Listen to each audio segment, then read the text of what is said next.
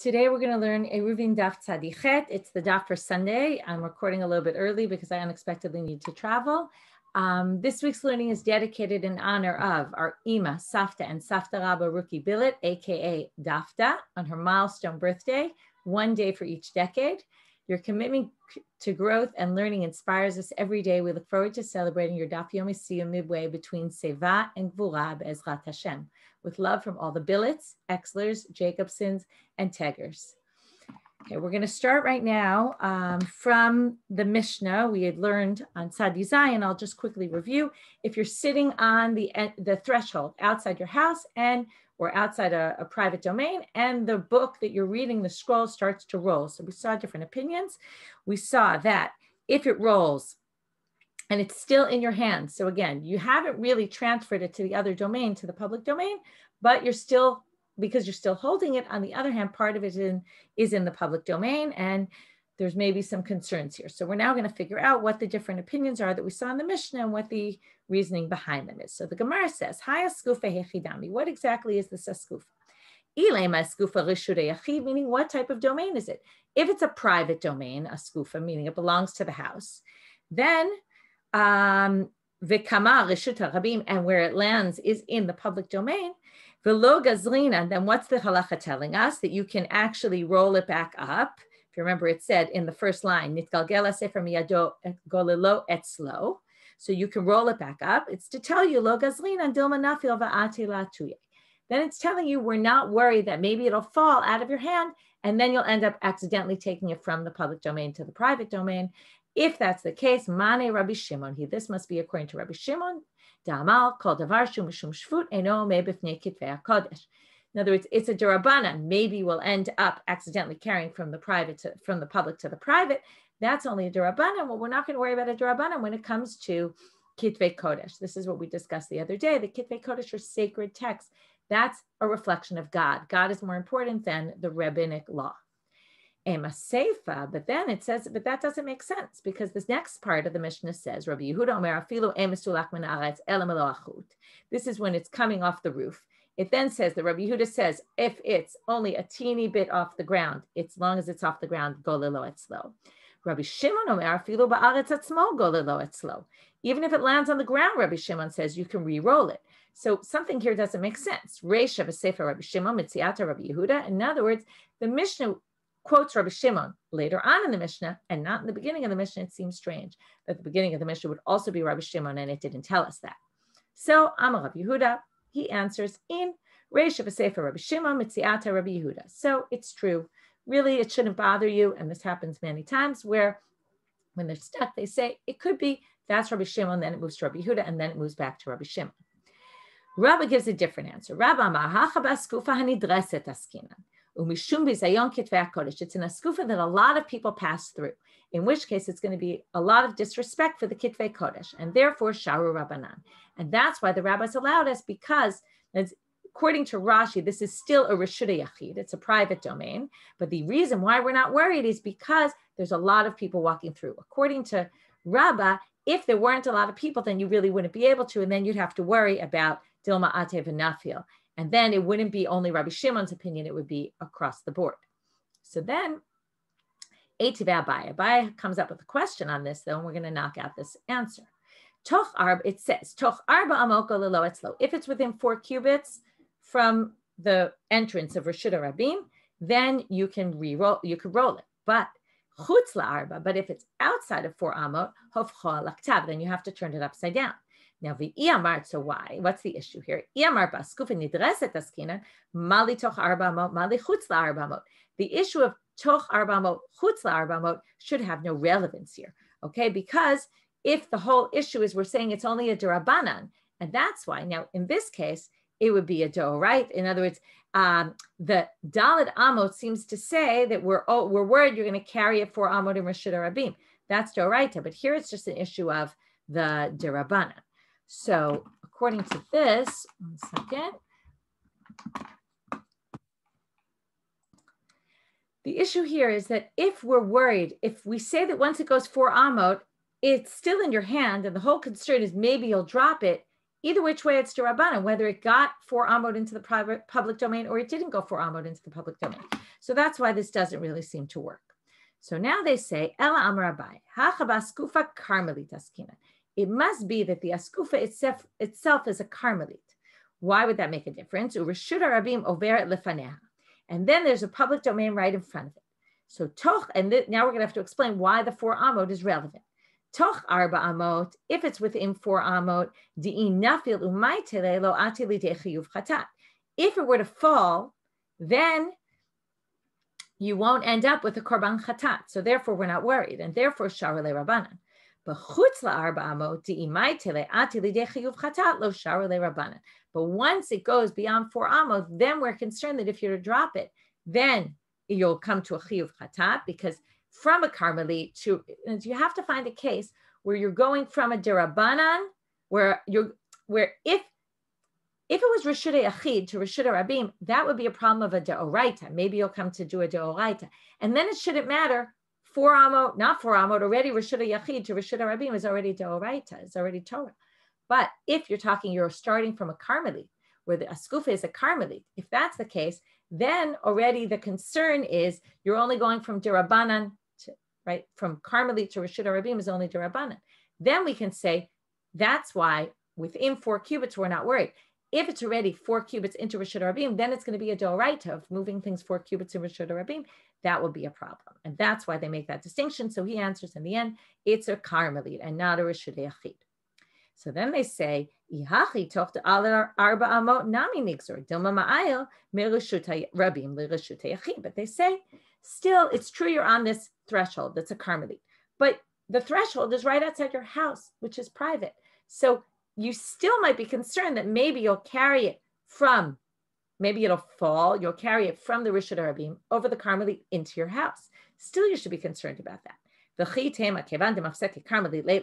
you'll say, but there's a Carmelit in between. So it passes through the Carmelit. We don't care if you end up in Reshut Yachid. But we know that that's a problem. This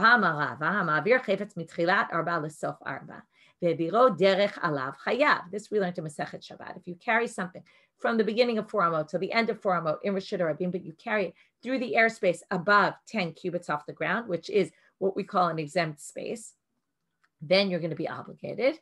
So here also will be obligated, even if you carry it through the Carmelit, you'd still be obligated if it ends up in the house. So why aren't we worried about that? So they say, it's a very long threshold. If it's a long threshold, then what will happen? In the meanwhile, you'll remember. Okay, by the time you get to the end of the Carmelit, you'll remember, oh wait, I picked this up from the public. That'll give you time to remember and to pay attention. It's all a matter of what will remind us. Alternatively, you could say, maybe it's even on a short threshold, but here's very interesting. But okay, so now they say, first, you're going to, when it comes to Kitvei Kodesh, if you're carrying it, chances are you're going to look at it. If you look at it, again, that will give you the time to remember that you can't put it down. But wait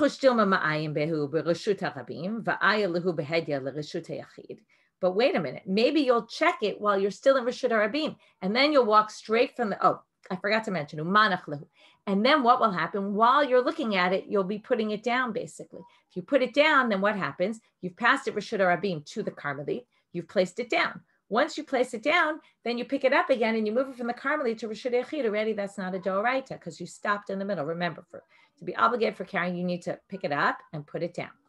So then they say, but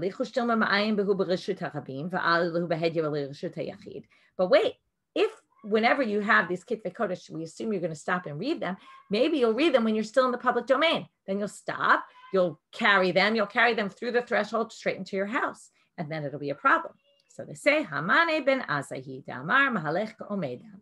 Must be according to Ben Azai, who says, as you walk, it's as if you stop and put something down. So that means I'm walking, I put it down. I'm walking, I put it down. So every time I put it down, I've basically done an akira and a hanacha. I picked it up, I put it down. So whatever you took out of Reshut Rabim was placed in the Carmelit. Whatever you took out of the Carmelit was placed in the private domain. And then there's nothing to Oraita. There's nothing about Torah law. Then they say, V'dil mazarik lehu mizchak, but maybe you could throw it. He admits that when you throw it, you're going to be obligated, even though it went through airspace, or, even because you didn't stop. Sorry, in the Zorek case, you didn't stop in the middle. When you're walking, it's as if every second you're putting it down. But when you throw, that's not the case. So the obvious answer, if you haven't figured this out, you don't throw kitvei kodesh. Nobody would throw them, and that's why we're not worried about it. Now we're moving on to the case where you were reading on the roof. Okay, the Mishnah had said if you're on koreh b'rosh hagag and it rolls out of your hand, ad shelo hagia, if it doesn't come within 10 tefachim of the ground, you can pick it up. 10 tefachim, it's already a problem. Then you have to flip it upside down. Rabbi Yehuda says even if it's a little teeny bit away from the ground, it's fine. And then Rabbi Shimon said even if it gets to the ground itself, because ein davar omed mishum right shvut doesn't come in front of kitvei kodesh, right, a diraban. So now let's read. Is this really allowed?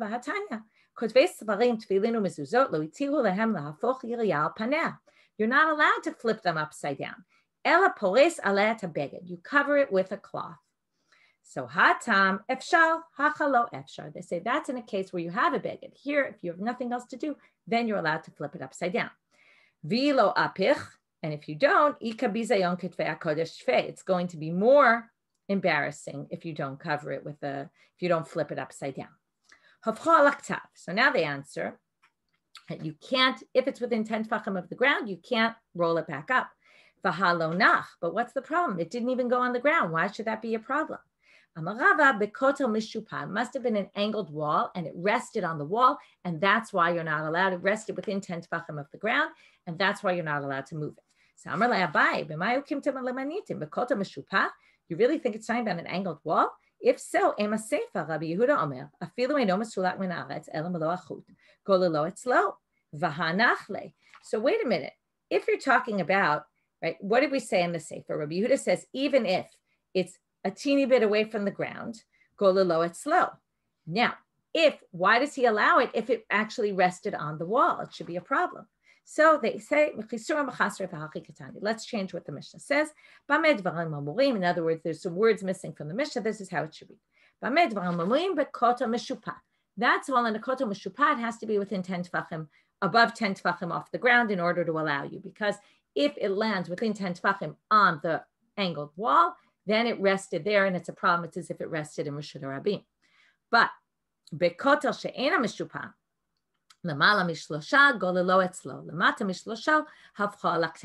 but if it goes down on this, if it's a wall that's not mishupa, then it just depends if it's within 3 of the ground. Once it's within 3 of the ground, we say levud. Remember, now that's Tanakama. On that's adding basically to the Tanakama opinion. So he says within 10 of the ground, as long as it's not within 10, it's okay. But now we're going to say it all depends. That's only if the wall is angled. If the wall is not angled, then you have to within 3 of the ground. So now we have to understand Rabbi Yehuda. What does he disagree? Because he says it can get even closer to the ground. So Rabbi Yehuda Omer, afilu eino mesulak min haaretz. So now, why does he even kimelo machat, like this, the size of a needle? The fact that it's within 3 tefachim of the ground doesn't mean it rested. It has to rest on something. If it rests on something that's within 3 tefachim of the ground, then yes.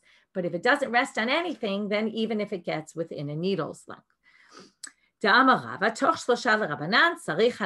Rabbi says, within 3 of the ground, you need hanacha. Okay, it needs to rest on the ground. So now, I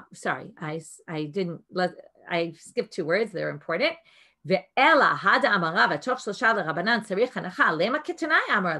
So now if we say this, that according to, okay, let's just go back. Forget that I read that. Imagine I didn't read it. Let's go back.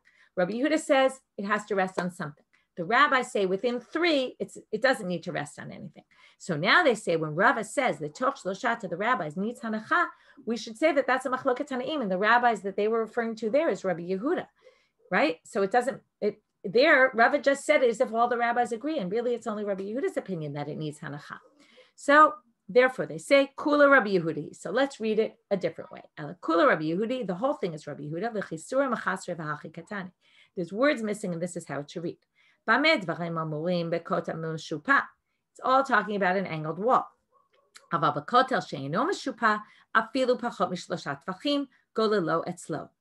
so now we're going to say like this. That's all a kotel meshupa. And now it's all Rabbi Yehuda's opinion. But if it's a wall that's not angled and it's just a regular wall, then even even if it's within 3 tvachim of the ground, you can roll it up. My time, what's the reason? Because it needs to rest on something. Okay, new Mishnah. If you have a ledge coming out of your window, you can put things on it and you can take things off of it on Shabbat. So the Gemara immediately asks, Hi, Ziz demafik lehecha. Where are you taking things to? In other words, you have your house, you have a window. Outside your window, there's a ledge. What's underneath the ledge? So it could be either public domain or it could be private. So now they say like this. If you say it's going out into the public domain, you should be worried that if you put it on this ledge, it might fall, and then you might come to pick it up from Rishut Rabim. We've seen this concern before. If you say it's going out to a private domain, then of course it's allowed. So either it's public and it's not allowed, and if it's private, then of course there's no problem. If this is my house, this is my ledge, and this is my property underneath, of course I could put something on my window. So Amar Abai Lo'olam demapik li reshut hachabim u'maynot nilav dekatane kelim hanishparim, and the things that you can put on there are only things that can be broken. So it goes out to the public domain, but there's no concern that you're going to pick it up because if it falls, it's going to break. Imagine you have an earthenware vessel, falls on the ground, it's going to be millions of pieces. There's no chance you're going to pick that back up. Tanya Nami Hachi, there's a braita to support this. If you have a ledge outside your window that goes out into Reshut Harabim, you could put plates, dishes, all sorts of things like that, cups. You can use it, the whole wall, as long as it's within, it's not within 10 of the ground. The im yesh, right? Let me just double check. I think that's the way they explain it. 1 second. Here we're saying if it's not within, let me just double check. Right. If it has to be 10 tfachim off the ground, okay? It has to be, even if it's not, right? It's the lozi shabu b'toch, right? It can't be within 10 tfachim of the ground. Okay, so now they're going to say, now here the Braita is adding. Okay, so that proved that we're talking about things that are breakable. But if there's another ziz that's underneath it, there's 2 ledges. Okay, one is outside your window and one is below it, still within 10 off the ground. Mishtamesh bo, then you can use it. Ubalyon mishtamesh bo ela keneged chalono. So now they say, but the top one can only be used. Okay, let's say you have a ledge that's wider than the window. The top one can only be used the width of the window. The one underneath can be used the whole ledge, even if it's wider than the window. So now we're going to need to understand why this is. So now they say, Hi ziz hechadami.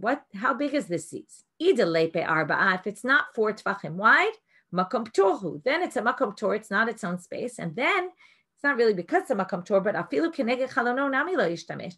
You can't even, what they mean by makom tor, it's not a space that you can actually put something on because it's going to fall. Of course you can't use that because even opposite the wall, if it's less than 4, it's going to fall on the ground for sure because it's not a stable place. The ipe arba, if it has 4, then you should be able to use all of the ledge because again, it's a space that you can, right? It's your space. Things will stay there. They won't fall. You don't have to worry. Or if they do fall, you don't have to worry because they'll break if they're breakable. So it doesn't really make so much sense why you would only be used near the window. So Amar Abaye, Tachton di ipe arba'a. The lower one has 4 tvachim width. Elyon lepe arba'a, but the upper one doesn't have 4 tvachim of width. V'chalon. Now, why is it okay to use the part that's opposite the window and not anymore? And why can you use it at all if it's not even 4? Because chalon mashlimato la'arba'a. The chalon, the ledge itself is not 4 wide, but if you add to it the opening of the window, remember the windows didn't have glass in them, it was just a space. So if you add to it the width of the window, then it will have 4. So then including the ledge of the window and that, you end up with 4. And that's why it's only the space opposite. So therefore, because you can use the whole of the window. But on the sides, it's forbidden. and the ledge below is 4 tefachim of width, and therefore you can. I'm going to stop here, and we're going to pick up in the next shiur with the next Mishnah because I have to get going. Shavua Tov.